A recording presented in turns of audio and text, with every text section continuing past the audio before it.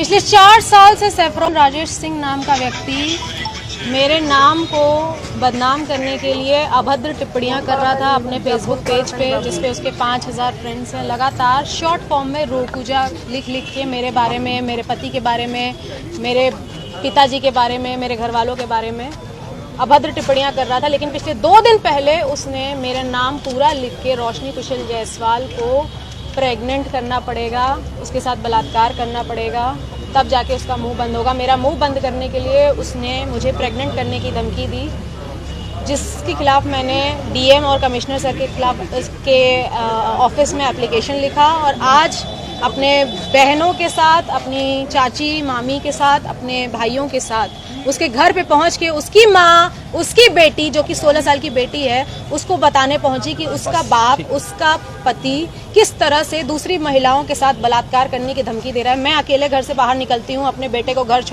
School छोड़ने के लिए, उसे ट्यूशन छोड़ने के लिए। मुझे अकेला पाकर वो कभी भी मेरा बलात्कार कर सकता है। मेरा बलात्कार होने के बाद, जैसे आरजीकर मेडिकल कॉलेज की महिला के साथ बलात्कार होने के बाद लोग उसके सपोर्ट में मोमबत्ती लेकर बाहर निकल रहे थे सपोर्ट के लिए, मैं नहीं चाहती कि मेरा बलात्कार या किसी भी महिला या किसी भी बेटी का बलात्कार होने के बाद लोग फिर से आरजीकर मेडिकल कॉलेज की तरह, निर्भया कांड की तरह मोमबत्ती लेके निकले। अगर बलात्कारी ऐसा है, सैफरॉन राजेश सिंह जैसा है, और उसका घर मुझे पता है जो मेरे ही शहर बाबा विश्वनाथ की नगरी काशी में रहता है, तो मुझे उसके घर पे जाके उसकी बीवी, उसकी बेटी, उसकी माँ को जरूर बताना चाहिए कि वो क्या है।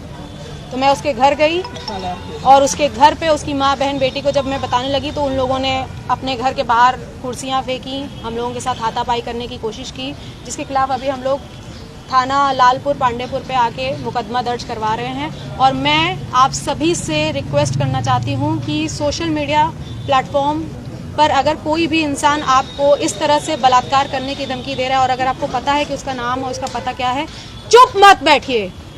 मैं हर उस महिला के सपोर्ट में आज आवाज़ उठा रही हूँ जो इन जैसे बलात्कारियों के चपेट में आ जाती हैं।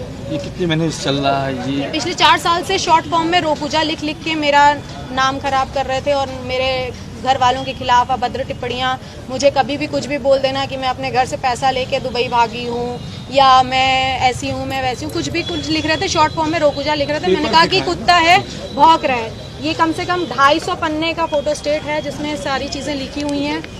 पहले इस्तेमाल करो फिर विश्वास करो को सही में फॉलो करती रोशनी कुशल जायसवाल, ये सैफरॉन राजेश सिंह की आईडी है।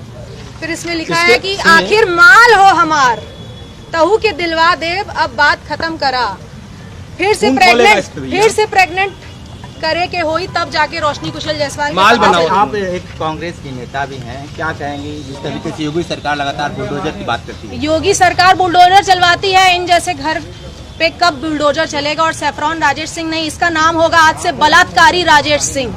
इसके घर में, इसके मोहल्ले में, ये सारे फोटो स्टेट मैंने हर घर में बांट के आए हैं कि आपके मोहल्ले में रहता है ये बलात्कारी सैफरॉन राजेश सिंह, जो दूसरे की, मैं भी किसी की माँ हूँ, मेरा 9 साल का बेटा है, मैं भी किसी की बीवी हूँ। मेरे पति का खून खोलेगा कि नहीं जब उसकी बीवी को इस तरह से बलात्कार करने की धमकी आएगी? 4 साल से चल रहा है। आपको लगता है कि किसी राजनीतिक पार्टी से बिलोंग करते हैं? आरएसएस का है, अपने आप को आरएसएस का बोल रहे हैं, और क्या है क्या नहीं है मैं उनको ना जानती हूँ ना मुझे उनको जानना है।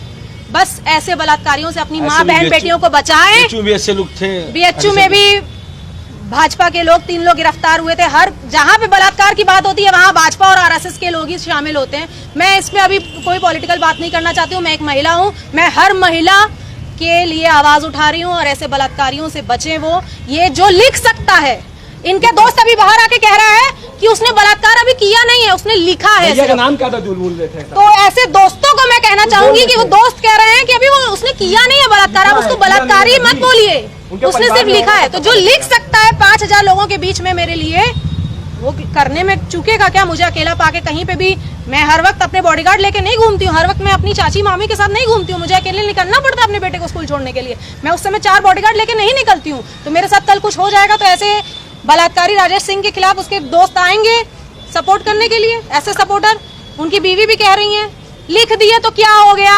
अरे तो 4 साल से चल रहा था, इससे पहले आप अधिकारी पास गई शिकायत करने के लिए?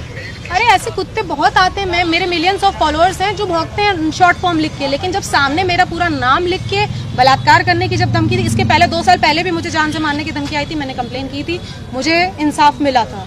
तो आज एक बार फिर से बलात्कार करने की धमकी आई है। मैं कभी भी अकेले पाके मैं किसी ऐसे बलात्कारी का शिकार ना हो जाऊं, इसलिए मैंने थाना की कार्रवाई करना ज्यादा सही है। क्या बोले लोग? उन्होंने बोला है कि साइबर क्राइम है, ये साइबर पे उन्होंने लिखा है और आगे कार्रवाई होगी। मैं योगी मोदी जी से निवेदन करना चाहती हूँ कि ऐसे बलात्कारी राजेश सिंह के घर के ऊपर और महिलाओं बुलडोजर से क्या करना चाहेंगे जो महिलाएं दब जाती हैं? जो भी महिलाएं ऐसे लोगों से डर जाती हैं या छोड़ देती हैं, मैं उन सब से रिक्वेस्ट करना चाहूँगी कि अगर ऐसे लोगों को छोड़ते हुए आएंगे तो कभी आपकी बहन, आपकी बेटी, आपकी बीवी कोई भी हो सकती है। तो इन जैसे लोगों को बिल्कुल नहीं छोड़ना है, इनके खिलाफ आवाज़ उठानी है और महिला सशक्तिकरण की मिसाल पैदा करनी है। Thank you.